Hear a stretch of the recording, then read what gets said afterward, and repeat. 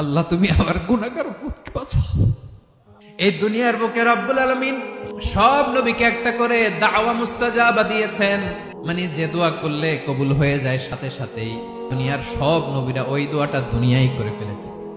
বিশ্বনবী বলবেন, আল্লাহ ওই স্পেশাল দোয়াটা দুনিয়াতে করি নাই, আজকে আমি তোমার দরবারে দাঁড়িয়ে কিয়ামতের দিন ওই দোয়াটা করছি। আল্লাহ আমার যে উম্মতের হৃদয়ে যাররা পরিমাণ ঈমান আছে, আমার একটা উম্মতকেও তুমি জাহান্নামে ঢুকাতে পারবা না।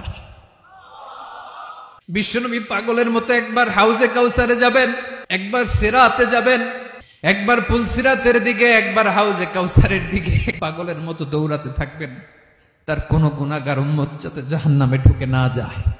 উম্মতি বিশ্বনবী আমার জন্য কাঁদবেন, আপনার জন্য কাঁদবেন, আমাদের জন্য সেদিন কেঁদে কেঁদে জাহান্নামের দরজায় দাঁড়িয়ে আমাদেরকে টেনে টেনে জান্নাতে ঢুকাবেন।